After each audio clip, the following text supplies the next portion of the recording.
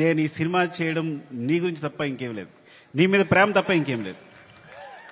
ఈ కథ క్రియేట్ అవ్వడం వచ్చు, మాట్లాడడం వచ్చు. ఫ్రాంక్గా చెప్పాలంటే నీతో సినిమా చేస్తున్నప్పుడు నా దగ్గర కథ లేదు. నీకు వచ్చినప్పుడు ఊరికే జస్ట్ ఒక సీన్ 2 సీన్లు చెప్పాను, ఇట్లా ఉండొచ్చు క్యారెక్టర్ అంతే. కానీ నా దగ్గర కథ లేదు ఆ టైంకి. సో నువ్వు నమ్మి నా తర్వాత నువ్వు నాకు ఇచ్చిన ప్రతి క్షణం నాతో మాట్లాడుతూ ఎనర్జీ కానీ, మన ఇద్దరిని కూర్చున్నప్పుడు నేను ఒక సీన్ చెప్పినప్పుడు నువ్వు ఇచ్చే తపన కానీ, సీన్ గురించి పడే తపన కానీ, ఈ వ్యక్తి కోసం ఏదైనా చేసేయచ్చురా అని. బికాజ్ సినిమానే మా ప్రపంచం.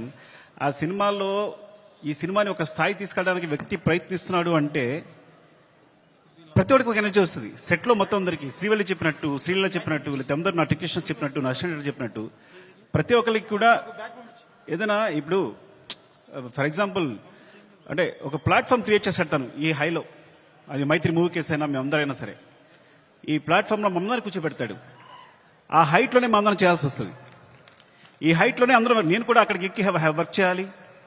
ఏ ఆర్టిస్ట్ అయినా, ప్రొడ్యూసర్స్ అయినా, టెక్నీషియన్స్ అయినా ఆ హైట్లోకి వెళ్ళి వర్క్ చేయాలి మేమందరం.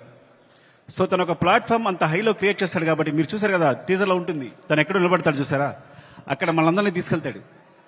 అక్కడ తీసుకెళ్లి అందరిని కూర్చోబెడతాడు, అక్కడ వర్క్ చేస్తాడు. అలా వర్క్ చేయడం వల్ల వచ్చిన మూవీస్నే Pushpa 1, Pushpa 2. Love you darling is pure my love towards you. ఇది కథ కాదు, సినిమా కాదు, రాయడం కాదు, ఇది నీ పట్ల ప్రేమ తప్ప ఇంకేమీ లేదు.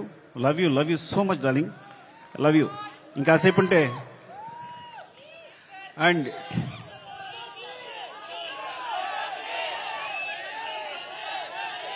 Love you.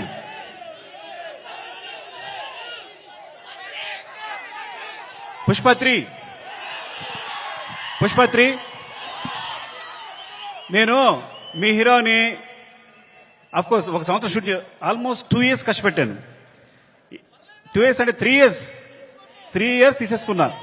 ఒక వ్యక్తి లైఫ్లో 3 సంవత్సరాలు తీస్తానంటే మీరు మీ హీరోని అడగండి. నేను నా ఫ్రెండ్